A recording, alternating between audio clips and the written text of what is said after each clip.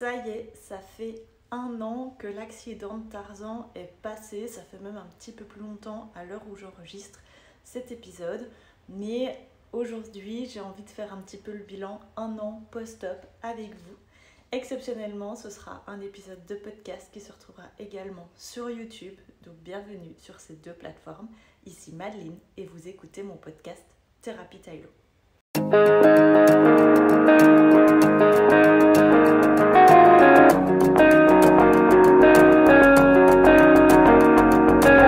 Hello la team Tailo, j'espère que vous allez bien.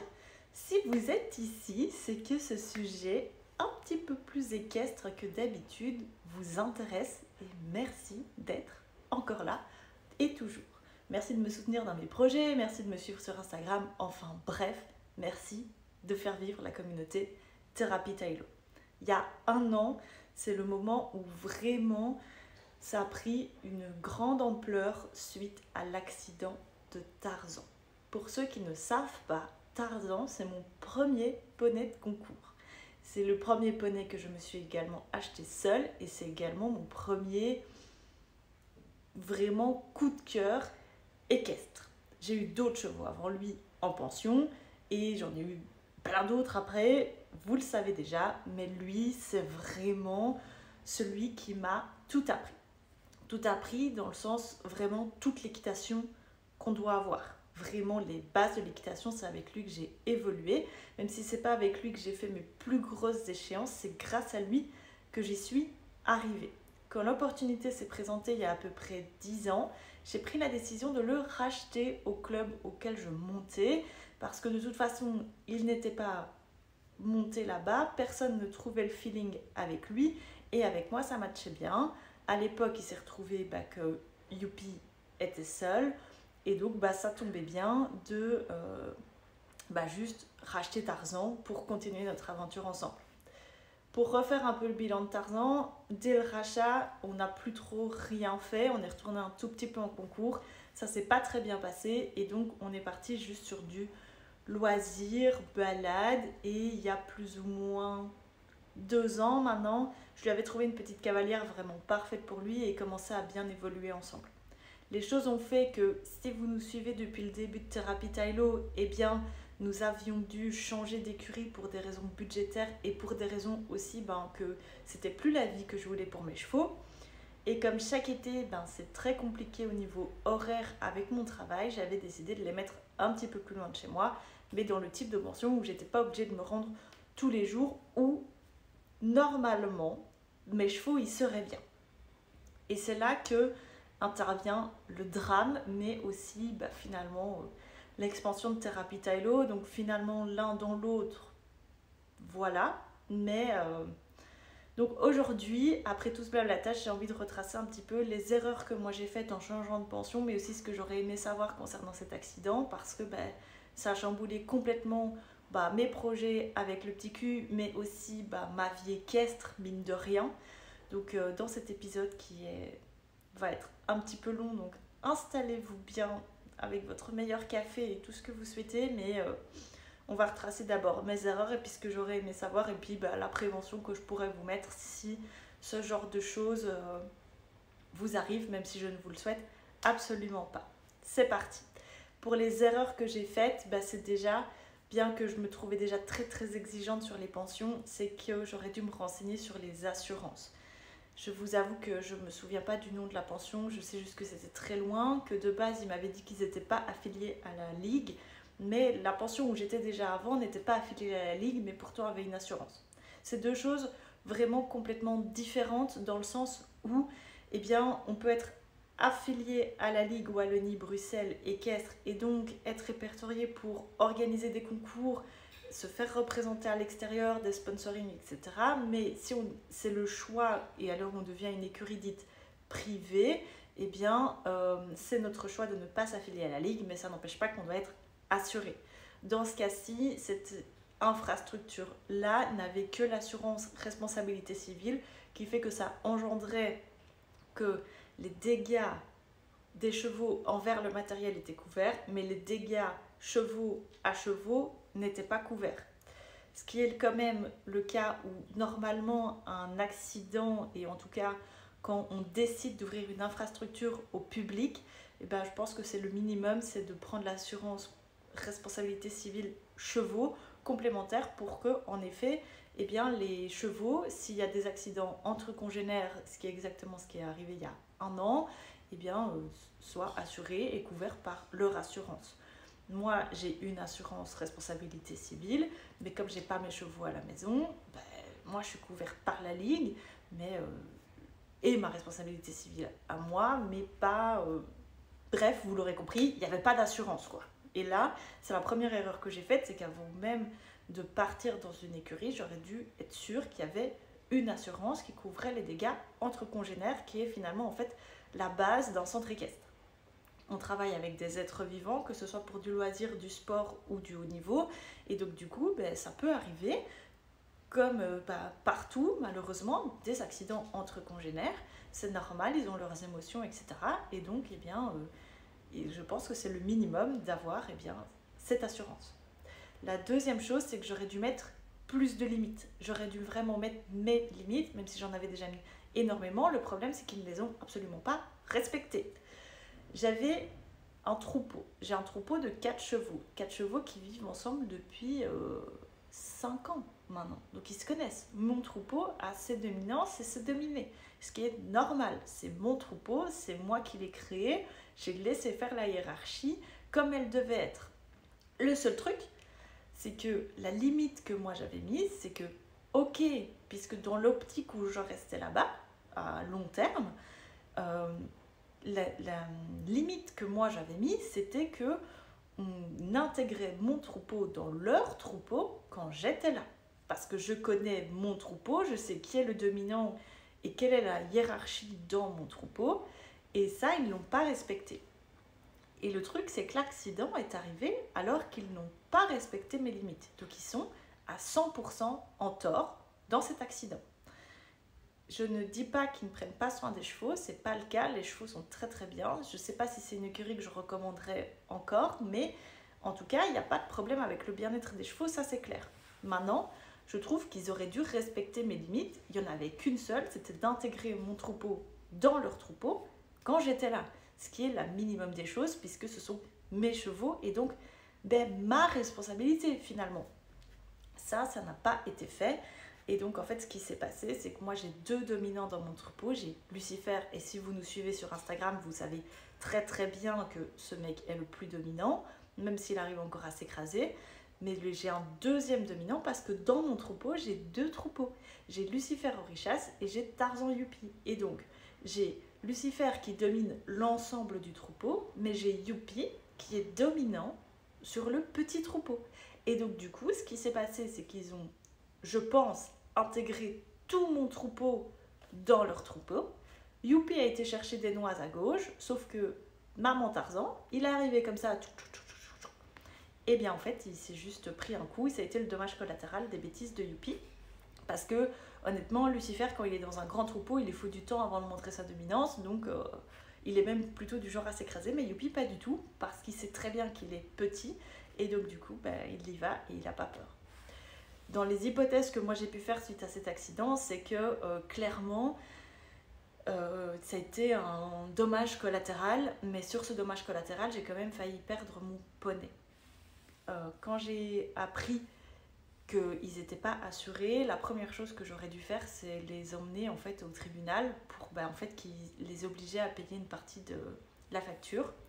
Donc Tarzan est parti en urgence chez Equitum et ils ont fait le transport, ce qui en fait est le minimum puisque l'accident est engendré par vous. Moi le truc c'est qu'ils étaient en surveillance de mes chevaux 5 jours sur 7 et j'y allais 2 fois semaine. Mais en gros, ils m'ont appelé un soir en me disant que l'accident était fait et qu'ils appelaient leur veto et que voilà. Et donc le veto, voilà, je pense que c'est un petit veto de campagne qui n'a peut-être pas les bases, tout, a quand même fait le nécessaire et a quand même demandé à ce que le poney parte en clinique. Sauf que ils n'ont pas fait les radios voilà, qu'il fallait. Enfin, ils ont fait ce qu'ils ont pu. Clairement, on ne va pas remettre en cause le veto, mais ils ont fait ce qu'ils ont pu. Et donc en fait, ce qui s'est passé, c'est que elle a refermé une plaie qui n'aurait pas dû être fermée. Et c'est de là que en fait, le chamboulement s'est passé parce que l'infection s'est installée et le temps, il y a les 8 heures de la nuit qui sont passées, plus le transport, parce qu'ils m'ont quand même laissé le choix de la clinique, fort heureusement, plus le transport jusqu'à la clinique, en fait l'infection s'était clairement installée et les chances de survie du poney devenaient limitées. Moi, j'ai trop fait confiance à leur veto, etc. J'aurais dû me déplacer jusque là-bas. J'aurais dû moi-même prendre le van et emmener mon poney en clinique directement. J'ai trop fait confiance et de nouveau, j'ai pas mis assez de limites. Mais c'est sûr que la plus grosse erreur, et s'il vous plaît, faites-le parce que moi, je ne l'ai pas fait, c'est que si ça vous arrive et qu'ils ne sont pas assurés, emmenez-les au tribunal parce que vous êtes légitime de ne pas devoir payer l'entièreté des frais parce que l'assurance est censée intervenir et s'ils n'en ont pas, c'est quand même à eux de se débrouiller pour payer les frais puisque l'accident est entièrement de leur faute et est généré dans leurs infrastructures. Donc ils sont en responsabilité de garde de chevaux. C'est comme ça en tout cas qu'ils sont référencés à la BCE.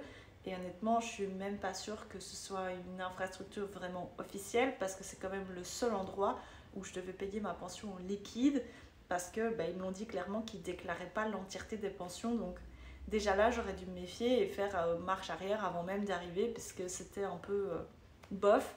Mais dans l'urgence, j'avais donné mon préavis là où j'étais et donc j'étais dans l'obligation de partir. Même s'ils étaient très tristes que je parte, je pense que ils avaient d'autres chevaux qui arrivaient et donc j'étais dans l'obligation de partir. Ça, c'est pour les erreurs. Pour les choses que j'aurais aimé savoir, parce que ça, ceci est hyper important et je trouve que dans notre vie équestre, en fait, on nous inculque pas assez dans tout ce qu'on nous apprend, que ce soit dans les programmes de la Ligue ou dans les programmes ADEPS équestres, etc. Parce que vous le savez ou pas, je suis diplômée moniteur équestre et donc c'est des choses qu'en fait on nous a jamais appris à la gestion des accidents. La gestion des accidents, c'est quelque chose, on nous apprend à gérer l'humain, mais pas l'équestre. Et ça, c'est quelque chose d'hyper important parce que finalement, l'humain n'est qu'en règle générale un petit dommage de l'accident en lui-même. C'est sûr que c'est le genre d'accident qu'on souhaite à personne, mais ça arrive et de toute façon, donc on n'a pas trop le choix. Et on fait avec, et je vous avoue qu'on improvise et on se met en mode autoroute, le cerveau se ferme et on avance comme ça. Et on se ferme complètement et donc on avance en fonction des résultats qu'on a et de la possibilité financière qu'on peut avoir. Sachez qu'une mise en clinique, ça coûte très cher. En règle générale, sauf si vous allez en clinique pour des OCD, c'est pour de très longues durées. Et beaucoup de cliniques, si c'est la première fois que vous y allez, demandent que la facture, et c'est légitime puisqu'ils ne nous connaissent pas, que la facture soit entièrement payée avant même que le poney parte. Donc le jour où on nous dit votre poney peut partir ou votre cheval peut partir, en gros, ils ne laissent pas partir le cheval tant que la facture, il n'y a pas une preuve de paiement de la facture. Ce jour-là, c'était de nouveau donc la propriétaire des écuries où j'étais, donc qui s'est occupée du retour jusque-là. Et donc, je me suis retrouvée dans l'embarras parce que ça devait être payé et que bien que j'allais 2 fois par jour à la clinique, on ne me l'avait pas dit. C'est pas une question que j'avais posée non plus, mais c'est quelque chose que j'aurais aimé savoir. Par contre, parce que c'est quelque chose d'important. C'est quelque chose d'important où moi j'ai eu la chance que c'est ma maman qui ait payé la facture, donc qui l'ait payée en un seul coup, mais dans l'optique où on est sur des montants très élevés qui dépassent très vite les 5 000 € pour des interventions de base. Si vous n'avez pas de fonds propres, il faut vous diriger vers les banques et vous savez, ou pas probablement, que pour les délais des banques, il y a toujours 3 à 4 semaines et donc c'est bien de le savoir que soit il faut toujours avoir, et ça il le faut en tant que propriétaire équestre, toujours un petit paquet d'argent de côté, mais on est clair que c'est pas toujours le paquet d'argent qu'on sait avoir de côté. Donc ce qui est bien, c'est d'avoir quelqu'un sur qui compter, ou en tout cas de prendre des préventions à la banque. Dès que l'accident arrive et que vous partez en clinique, faites directement les démarches pour vous dire ok, à combien est-ce qu'on estime le tout du budget, parce que tout va dépendre. Alors à quoi va dépendre le budget? Le nombre d'opérations s'il y a des opérations, le nombre d'interventions qu'il doit avoir autres, donc radio, écho, tout ça, le nombre d'injections qu'il doit avoir, tout ça, ça joue. Le nombre de jours en clinique également, ça joue, même si ça c'est le budget un peu minime du truc, ça joue quand même parce que entre un poney qui reste une semaine à la clinique ou qui reste un mois, fatalement on va pas être sur le même budget. Dans mon cas, on a eu 3 interventions, une dizaine de radios, des échos et 4 semaines en clinique. Donc je vous laisse imaginer le budget. Pour être honnête avec vous, on n'est pas loin des 10 000 euros. Et honnêtement, si ma maman n'avait pas pris la décision de payer la facture, je ne suis même pas sûre que la banque aurait laissé passer encore un prêt aussi fort. En tout cas, j'aurais dû le faire en prêt personnel et clairement, ça aurait explosé le budget. Soyez bien conscients que quand on est propriétaire équestre, peu importe l'âge, c'est des budgets qui peuvent arriver et maintenant, c'est où sont vos limites par rapport à vos chevaux. Ça, c'est très important de le faire parce que y a les choses à voir ou à rester terre à terre. C'est quelle vie je veux offrir à mon cheval, quel budget je peux mettre dans mon cheval, quelle est la possibilité de vie qu'il aura encore après ça et quelles sont mes limites par rapport à l'aspect financier parce que ça joue très vite. Ici, nous, on a fait... Ma maman m'a dit feu vert pour le panel que j'estimais utile parce que n'oubliez pas que eux ils sont vétérinaires mais que vous connaissez vos chevaux. Donc il y a tout ça à prendre en compte. Oui, il y a les études vétérinaires, mais oui aussi il y a et surtout que vous connaissez vos chevaux et que parfois ce qu'ils vont vouloir mettre en place, vous savez pertinemment que ça ne va pas fonctionner et que vous allez pouvoir proposer d'autres choses qui peuvent potentiellement fonctionner. Donc il y a tout ça. Dans à peu près toutes les cliniques, on dit que c'est fort représenté chez Equitom, mais c'est à peu près dans toutes les cliniques. On va essayer de vous vendre des examens qui ne sont pas toujours utiles.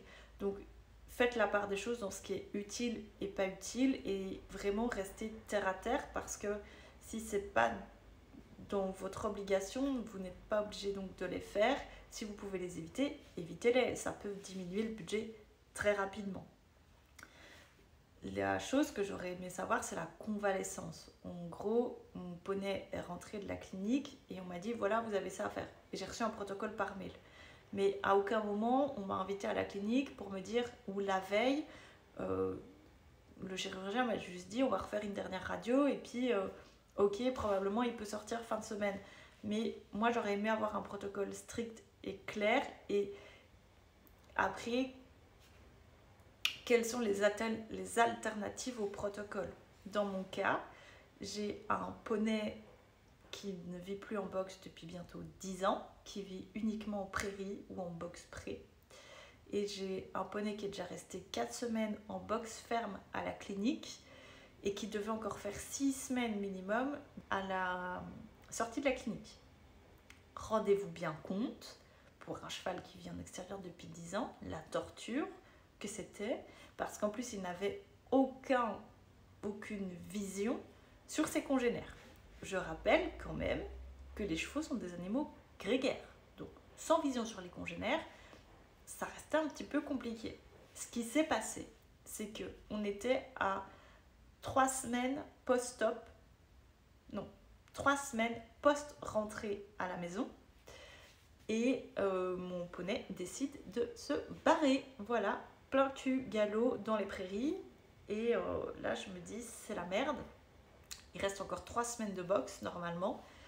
Qu'est-ce qu'on fait? La plaie était bien refermée, on avait fini le protocole de plaie, donc c'était déjà bien, mais il était censé marcher que 10 minutes 3 fois par jour.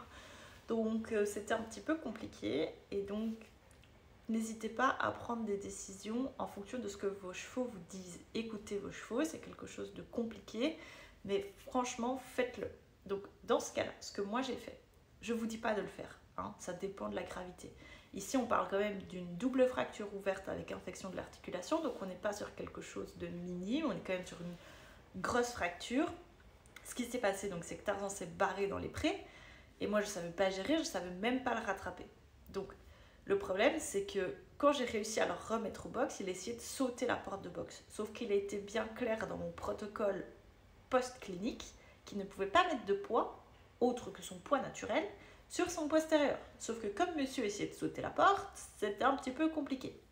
Donc en fait, ce qu'il y a, c'est que j'ai pris la décision de le remettre en parcelle pré. Donc on lui avait fait un petit paddock dans son pré pour qu'il se réintègre progressivement dans le troupeau. Moi, j'avais exigé suite à ça que mes chevaux ne retournent pas dans le troupeau. C'était non négociable, c'était impensable.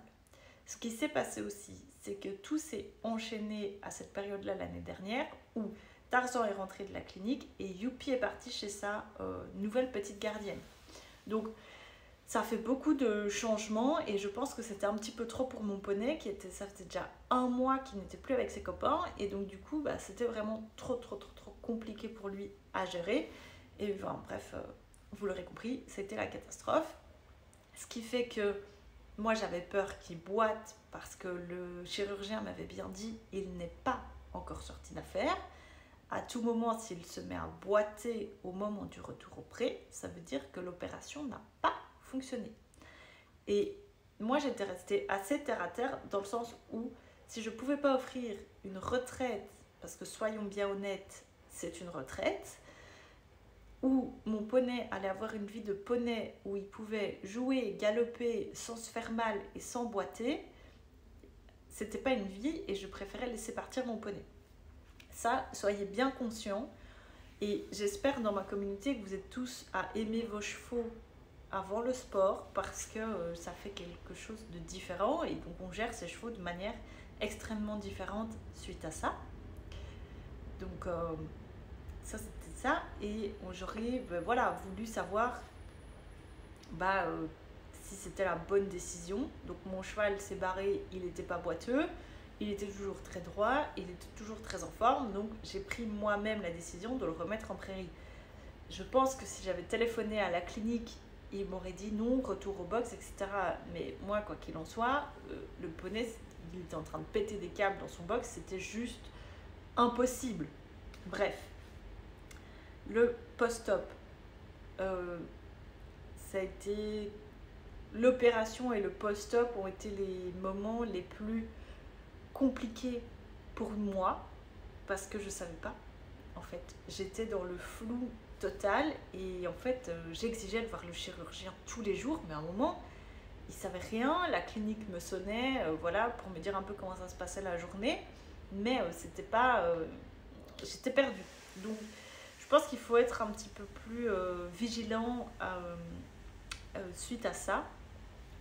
Moi je m'inquiétais, mon poney mangeait pas, je lui donnais à manger, il était amorphe. Moi c'est un poney qui est plutôt vif normalement, qui est plutôt du genre à faire des bêtises, donc un peu compliqué. Et finalement celui qui m'a donné le plus d'infos, avec qui j'ai eu le plus de discussions, c'est le palefrenier et qui me disait non mais en fait vous inquiétez pas, le poney va bien, il nous court dedans régulièrement. Et là je me dis ok ça va, je retrouve mon poney, tout va bien. Mais ça c'est quelque chose que moi j'aurais aimé savoir, c'est un peu tout ce que cela engendrait et aussi que parfois le post-op peut durer plus longtemps. Voilà, parce que nous avons eu la surprise, si vous suivez les vlogs, que le post-op et tout ce que ça a engendré comme stress dans le corps de mon poney lui a déclaré une fourbure. Voilà, donc en plus de la retraite, on déclare une fourbure suite à tous les médicaments qu'il a eu et que le corps a dû ingérer et digérer. Plus au fait qu'il ne travaille plus, donc il y a eu une prise de poids. Ça n'a jamais été un poney très mince, mais il y a eu une prise de poids énorme. Heureusement, fort heureusement, on a fait une radio, les phalanges n'ont pas bougé. Merci, parce que là, franchement, c'était la fin. Si les phalanges avaient bougé, c'était compliqué. Donc, on est à 1 an post-op. Et voilà, il y a quelques mois, monsieur a déclaré une fourbure. Heureusement, il ne boite pas. Il y a juste des lésions dans le pied, dans la corne du pied. Donc, on s'en sort plutôt bien, mais compliqué. Vraiment compliqué. Et puis, ce qu'il ne faut surtout pas négliger comme dernier point, c'est la peur. Vous avez peur, mais essayez de rester rationnel. C'est compliqué dit comme ça, mais pensez cheval avant de penser à humain. on est naturellement égoïste avec les chevaux de par l'équitation, même si je la pratique régulièrement et que je pratique le sport. Mais pensez cheval, pensez que lui il vous a toujours tout donné toute sa vie. Et donc pensez à son bien-être à lui quand ça arrive, parce que à un moment, voilà, il vous a tout donné, c'est le moment de tout lui donner en retour. Et par-dessus tout, faites-vous confiance. Si vous ne vous faites pas confiance, le poney va le sentir et ça risque de ne pas se passer correctement. Vous connaissez vos chevaux plus que tout. Et donc, si vous êtes une bonne propriétaire ou un bon propriétaire de cheval, vous savez comment fonctionne votre cheval. Et là, ça change tout. Je vous remets dans le contexte. Donc, le jour de l'opération, on était tous sur le quai à 6h30 du matin pour faire les prélèvements d'articulation et puis enchaîner soit sur l'euthanasie, soit sur l'opération, la première opération. Et quand je suis arrivée à la clinique, mon cheval était sur 4 pieds. 4 pieds avec une fracture ouverte. Alors que pourtant, quand on a fait les prélèvements d'articulation, c'était mauvais. C'était très très très mauvais. Et donc là, je me suis dit, ok,